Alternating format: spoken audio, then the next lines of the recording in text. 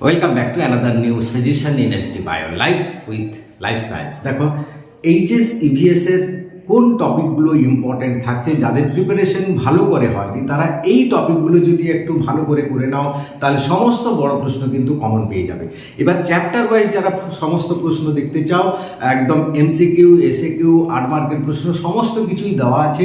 এই ভিডিওর শেষে যে লিঙ্কটা পাবে বা যে স্ক্রিনে দেখতে পাবে সেখানে ক্লিক করে দেখে নিতে পারো, বা এই ভিডিওর ডেসক্রিপশানে গিয়ে তোমরা কিন্তু সেই লিঙ্ক দেওয়া থাকবে, সেখানে গিয়ে পুরো চ্যাপ্টার ওয়াইজ ফুল সাজেশন তোমরা দেখে নিতে পারো। সেগুলো করলে কিন্তু একটাও বাইরে থাকবে না। কিন্তু যাদের প্রিপারেশন ভালো হয়নি তারা এই কটা টপিক করলে কিন্তু কমন পেয়ে যাবেই, এবং কয়েকটা এমসিকিউ বা এসএকিউ ছোট প্রশ্ন কি কি থাকতে পারে, কোন কোন জায়গাগুলো ইম্পর্টেন্ট সেগুলো বলবো।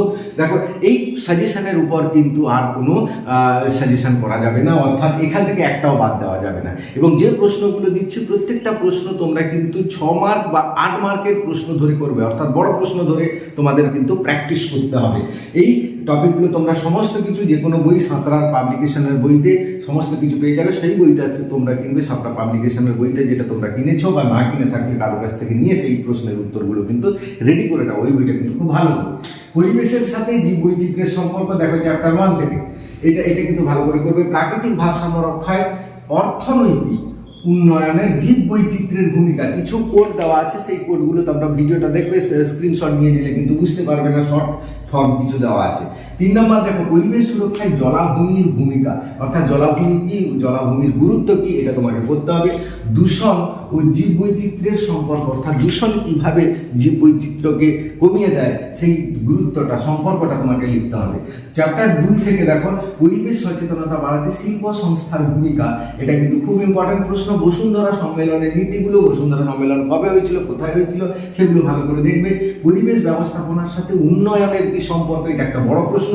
এবং সুস্থায়ী উন্নয়নের জন্য কি কি পরিকল্পনার ব্যবস্থা নেবে, বা সেটা একটা বড় প্রশ্ন মনে করো।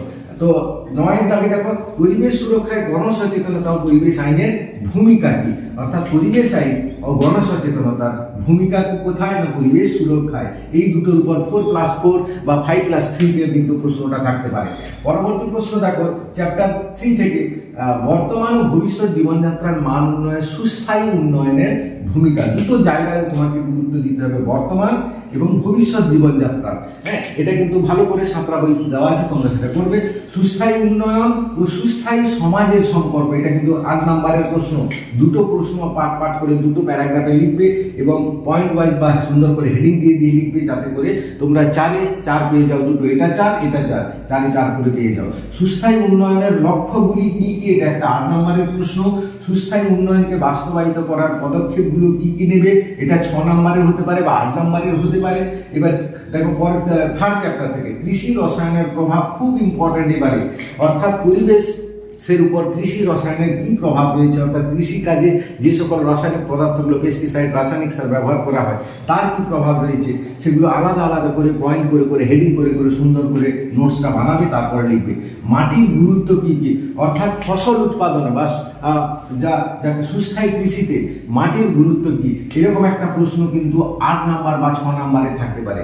এবার দেখো এটা কিন্তু দুটোর মধ্যে দুটোই থাকবে বা দুটোর মধ্যে একটা থাকবে, যেমন জৈব সার, অনুজীব সারের ভূমিকা, অর্থাৎ শস্য উৎপাদনে বা সুস্থায়ী কৃষিতে জৈব সারের কি ভূমিকা, সুস্থায়ী কৃষিতে অনুজীব সারের কি ভূমিকা, এটা কিন্তু উদাহরণ দিয়ে অনুজীবগুলোর নাম দিয়ে কিন্তু পয়েন্ট ওয়াইজ কিন্তু ভালো করে লিখবে, তাহলে কিন্তু নাম্বার পাবে। শস্যের রোগ ও তার প্রতিকার, যে কয়েকটা রোগ আছে তার মধ্যে ইম্পর্টেন্ট রোগগুলো ভালো করে করবে, সেখান থেকে একটা এবারে কিন্তু প্রশ্ন আসার চান্স আছে, কারণ বেশ 2-3 বছর ধরে এই জায়গাটা কিন্তু টাচ করেনি। আমার মনে হচ্ছে এবারে কিন্তু এই জায়গা থেকে একটা বড় প্রশ্ন থাকবে। এবার দেখো সুস্থায়ী কৃষি পরিকল্পনাগুলো কি কি, সেটার উপর একটা বড় প্রশ্ন থাকতে পারে।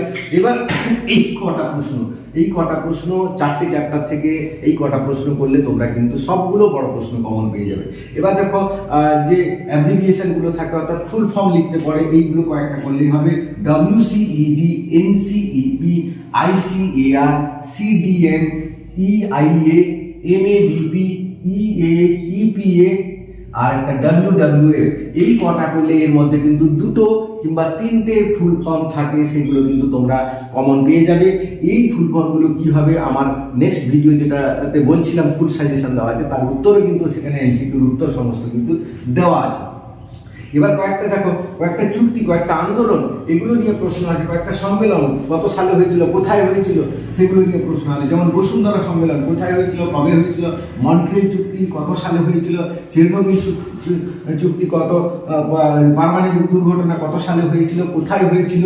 হ্যাঁ, এটা কিন্তু চেরনোবিল কিন্তু এখন বর্তমান রাশিয়াতে নয়, বর্তমান এটা রয়েছে ইউক্রেনে, এটা মনে রাখবে।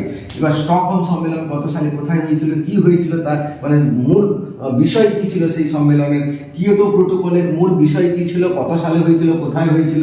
এবং TPJFM ভোপাল গ্যাস দুর্ঘটনা, এগুলো সালগুলো মনে রাখবে। হ্যাঁ, ভোপাল গ্যাস দুর্ঘটনা। আর রামসার আন্দোলন কি, অর্থাৎ কি নিয়ে রামসার আন্দোলন, জলাশয় নিয়ে হয়েছিল। হ্যাঁ, চিপকো আন্দোলন, সাইলেন্ট ভ্যালি আন্দোলন, এবং সাইলেন্ট ভ্যালিটা কোথায় অবস্থিত, জলের পিএইচ, আর্সেনিক, ক্লোরাইডের মাত্রা, এই তিনটে করলে একটা কমন পাবে, জলের পিএইচ, আর্সেনিক আর ক্লোরাইডের মাত্রা।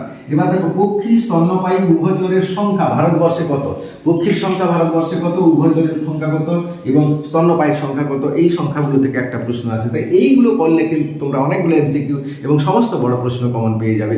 তো ফুল সাজেশন দেখতে হলে চলো পরবর্তী ভিডিওটা দেখে নাও। Thank you for watching.